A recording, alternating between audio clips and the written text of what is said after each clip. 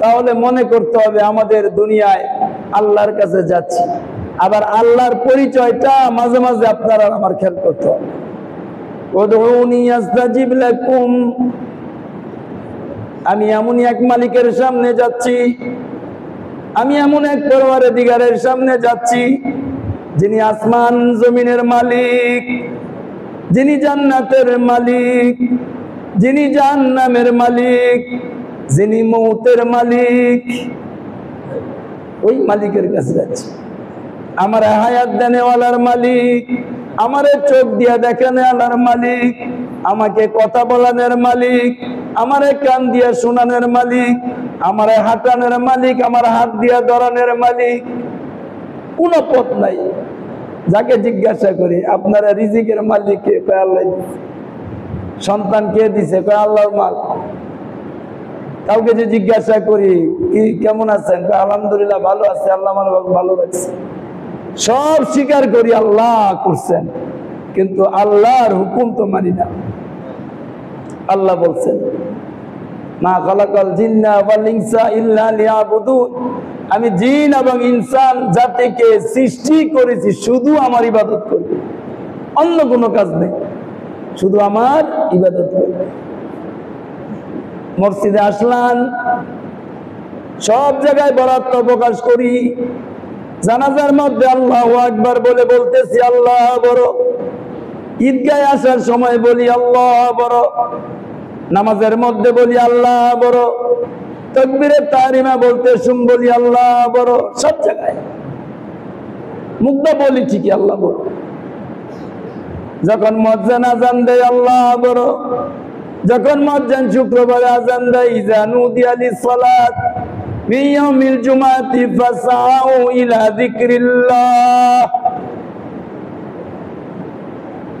মুয়াজ্জিন যখন আযান দেয় মসজিদে আসো আল্লাহর জিকিরের জন্য। কি বাদ দিয়ে আসবা? ওয়াজারুল বাই, বেচাকেনি বন্ধ, কাজকর্ম বন্ধ, খাওয়া দাওয়া বন্ধ, ব্যবসা বাণিজ্য বন্ধ, গল্প বন্ধ, চোখ চাষটল বন্ধ, দোকানপাট বন্ধ, সব কিছু বাদ দিয়া ওয়াজারুল বাই, আল্লাহর ডাকে সরে আসো। মনেই করি না আল্লাহর ডাকে আসতে হবে, এটা মনেই করি না। মালিকের কাছে আসতে আল্লাহ কয় উদউনি আস্তাজিব লাকুম, বান্দা তোমার কি প্রয়োজন, তোমার কি সমস্যা? ক্যান্সার হয়েছে, তুমি মালিকের কাছে দৌড়াইয়া যাও। জ্বর হয়েছে, তোমার মালিকরে বলো।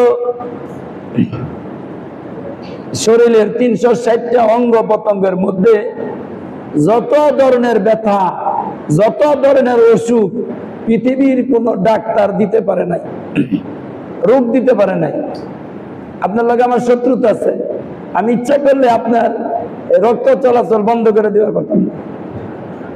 আমার রাগ আছে আপনার প্রতি, ইচ্ছা করলে আপনাকে কাশি বানায় দিতে পারবো না, ইচ্ছা করলে জ্বর বানায় দিতে পারবো না আপনাকে।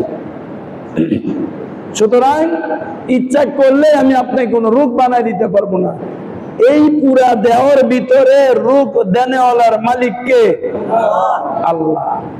আবার আল্লাহ বলতেছে আমি আহকামুল হাকিমিন, সকল ডাক্তারের ডাক্তার, সকল কবিরাজের কবিরাজ। মুসা আলাইহিস সালাতু ওয়াস সালাম আল্লাহর পরামর্শ দেয়, ও মালিক 4টা জিনিস হইতো, আর 4টা যদি না হইতো কতই ভালো হইতো। পরামর্শ দেয় কারে? আল্লাহরে পরামর্শ দেয় মুসা আলাইহিস সালাম। আল্লাহ কয় মুসা বলো তো দেখি তোমার পরামর্শগুলি কি? কয় আল্লাহ হায়াত দিলা দিলা মউত দিলা কেন? হায়াত দিলা দিলা তোমার মউতের কেন দিলা? মউত না দিলেই তো হইতো। বড় লোক বানাইছো বানাইছো, আবার গরিব বানাও কেন? 2 নাম্বার। 3 নাম্বার অসুস্থ দিছো দিছো, আবার রোগ দাও কেন? সুস্থতা বানাইলা আবার রোগ কেন দিলা? 3 নাম্বার। 4 নাম্বারে বলেন আল্লাহ আল্লাহ পাক বলছে জান্নাত দিছো দিছো, আবার জাহান্নাম বানাইলা কেন? এই চারটা আল্লাহর পরামর্শ দেখো, আল্লাহ এটা যদি না হইতো। আমার আল্লাহ কয় মুসা হায়াত দিলাম আবার মউত কেন দিলাম? এই জবাবটা তুমি জানতে চাও? ও মুসা তুমি বারবার তুর পাহাড়ে কেন গেলা?